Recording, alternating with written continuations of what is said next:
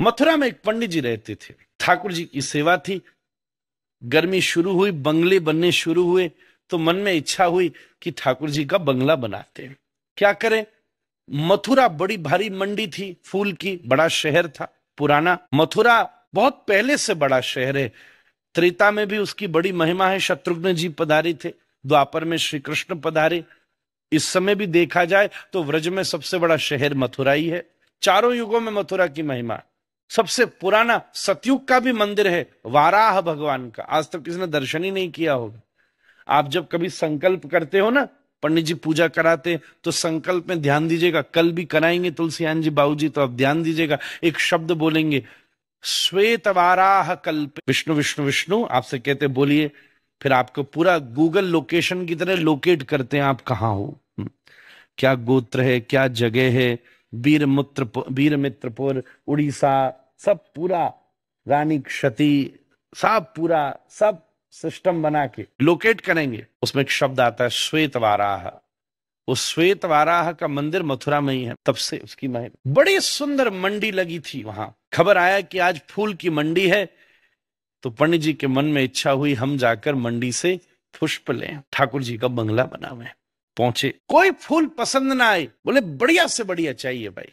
तब एक जना, एक माली बैठा था, उसके पास बड़ी सुंदर कमलों की फूल की टोकरी थी। अब आप तो जानते हो, कमल तो पुष्पों का राज है, पुष्पराज है। साची मानो, कमल के सामने कोई दूसरा फूल किसी को अच्छा ही नहीं लगता। मन में विचार हुआ कि कमल की पूरी टोकरी हम लेकर ठाकुर जी को कमल कुंज में विराजे। पहुंचे, पूछा कितने रुपया का, उस समय जो भी चलता था, आना, एक आना दो आना जो भी था, पुरानी मुद्रा, एक आने में फाइनल कर लिया।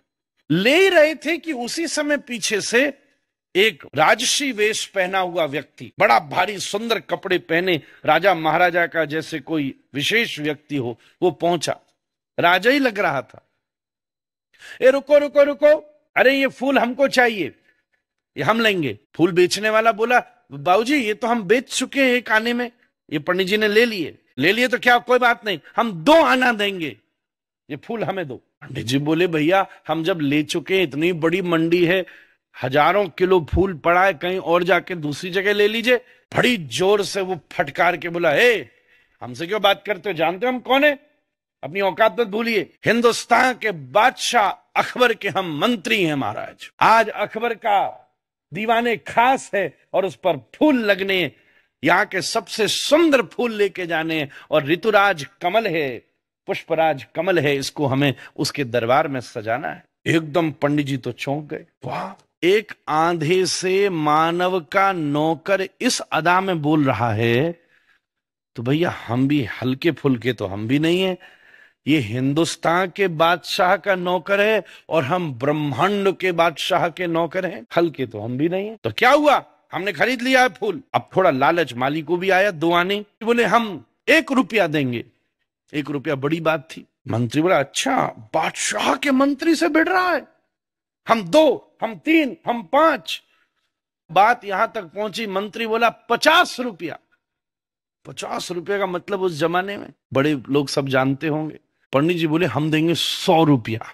अब तो मंत्री की भी हवा खराब। बोले, एक बात तो 100 रुपया में लाया नहीं, दूसरी बात 100 रुपए का फूल खरीद के जाऊंगा और दीवाने खास को सजाऊंगा, तो मुझे बादशाह भी कोई रिवॉर्ड तो देगा नहीं।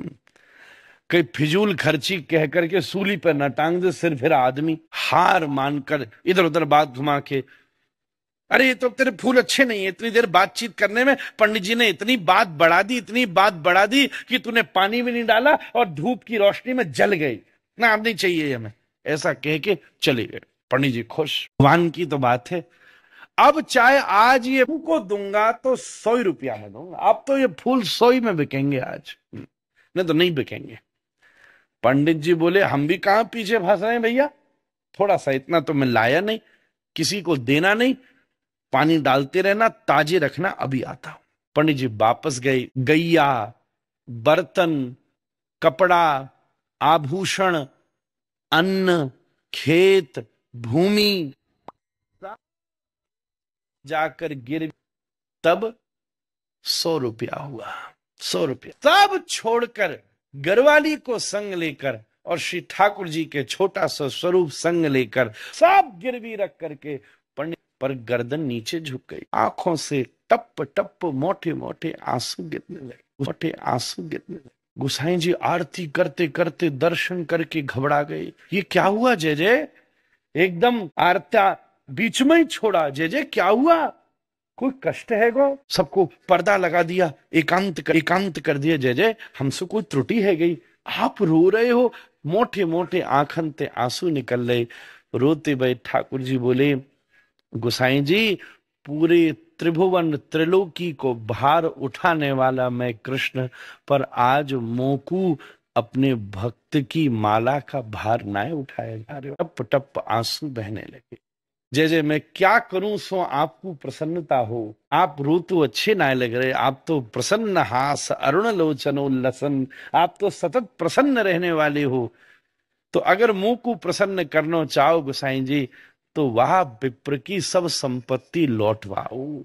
ये व्यवस्था करो। आज तो दर्शन तभी खोलियो, आज तो मैं मोह ऊपर नजर ऊपर तभी उठा सकूं, नहीं तो काय बात ऊपर नजर ऊपर तभी उठा सकूं, नहीं तो काय बात को मैं भक्तवत्सल। गोसाई जी बाहर आए, समर्थवान सब अच्छे अच्छे शिष्य धनवान कई खड़े थे। उनसे कहा भैया आज ठाकुर जी की सेवा करनी है, कोई 56 भोग नहीं आरोगेंगे ठाकुर जी, कोई बंगला नहीं बनेगा, कोई कुंज नहीं बनेगी, जल्दी दौड़ो ढूंढो वो पंडित जी कहाँ है। सब भागे, जहां गिरवी रखा था सबने इकट्ठा करके 100 रुपया दिया, गिरवी की संपत्ति वापस लौटवाई। बड़ा मनोहार करके पंडित जी को ठाकुर जी ने मंदिर में बुलाया। और जब श्री ठाकुर जी के सामने पंडित जी खड़े हुए, गोसाई जी ने ठाकुर जी के गले की माला उतार करके और पंडित जी के गले में पहनाई। तब श्री ठाकुर जी ने अपनी गर्दन ऊपर करके पंडित जी को दर्शन किया। मेरे